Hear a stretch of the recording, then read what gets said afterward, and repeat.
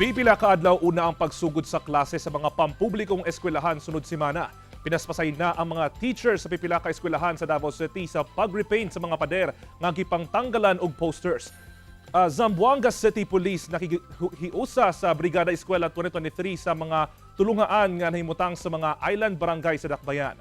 Ani ang report ni Argil Relator.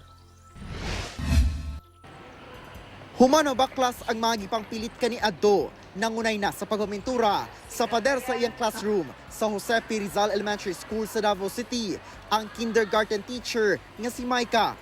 Buot niya nga una matapos karong semanaha, mahumanan niya og repaint ang classroom aron limpyo tan-awon subay sa gipagulang kamanduan sa Department of Education. Nangunay lang pud ko and syempre kung naay mabot nga parent, mas maayo pero kung ako ra okay ra pud.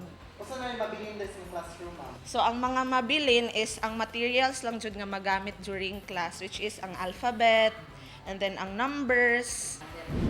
Sa Manuel Alquezon Elementary School, nagkomisyon gayud og taga-pintura ang magtutudlo niining classroom aron dili na maklaro ang mga lakra sa gipangbaklas nga mga disenyo.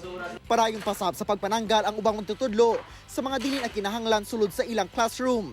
Ana sa sobra 1,200 ka pupils, gikan kinder hangtod grade 6 ang gilaumang magbalik eskwela sa maong eskwelahan. For the meantime, maulang gihapon ang grade 1 to grade 3 is emergency siya because we lack of classrooms. So, pero na ongoing may na coming na 20 classrooms, new building. Nakatakdang magsugod ang klase sa pampublikong eskwelahan sa nasod karong Martes, August 29.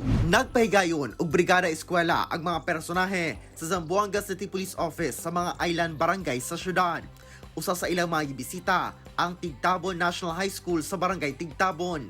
Nang apod-apod sab sila og mga silhig, dustpan ug mga pintura ngadto sa mga magtutudlo.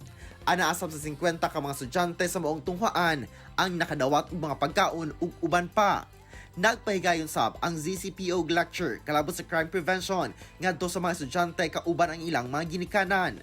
Tubong sa kapulisan nga makatabang sa hapsay nga pag-abli sa klase.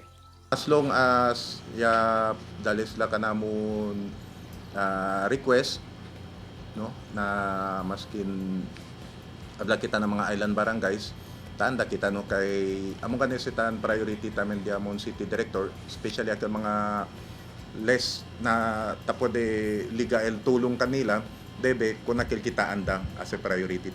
Ako si Argil Relator para sa At Home with GMA Regional TV.